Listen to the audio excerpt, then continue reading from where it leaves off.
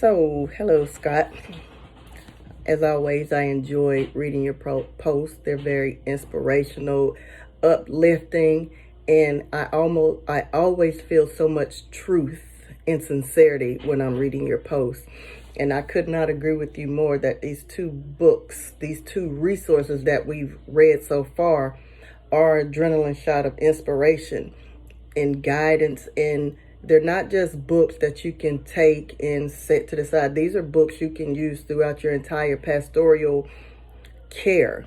You know, whether you decide to be a counselor or not, these books are really good for anybody that's walking with Christ, because we're all servants and all helpers.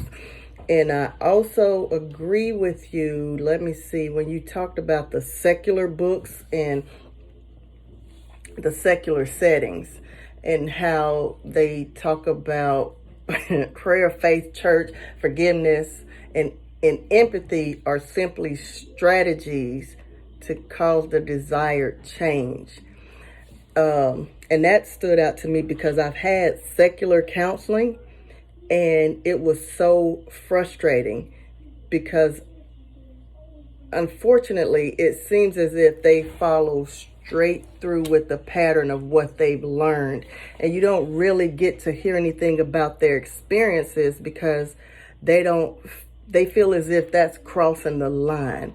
And so as Christian pastors, counselors, we have the opportunity to give our testimonies, because we know testimonies help people and it makes you more relatable to someone. And understanding prayer is most definitely, as Singer said, most definitely is a relationship with God. And it's not the resource. It's not the resource for pastoral care. It's not the resource for any counselor. It's not the resource. Prayer is the relationship you have with God. And if you have that prayer and relationship with God, it gives you that discernment, what also helps you to be a better listener.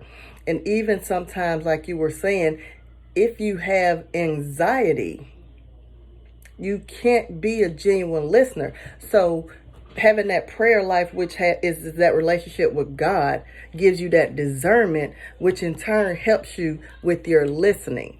Because when you're discerning, God will tell you, you're not ready for this session. You're not ready for this person. And because you have that, any of us, when we have that prayer life and that genuine relationship with God, we're not only attentive listeners to our client, we're attentive listeners to God. So that's very important. It's as if all three of them, to me, go together: the prayer, discernment, and listening. If you don't have a prayer life, you don't have a relationship with God. Because if you don't pray, you don't hear from him. Or you may hear from him and you don't even understand or know that it's him. So that is very important for us as counselors, as pastoral leaders or whatever. But the relationship in prayer is most important for us to have that relationship with God. Because if we have a relationship with God, it's easier for us to fellowship and have a relationship with others and be in communion with others. And so let's see, this last thing you said that I like, if I can get to it. Well, I can't, but you always make great points. And as always, I appreciate your input.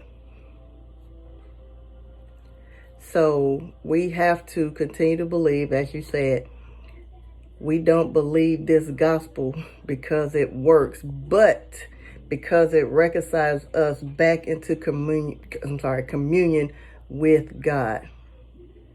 Taking this revelation to the world makes us revolutionaries. Yes, indeed. Yes, sir, it does. But I really appreciate your post, Scott, and thank you.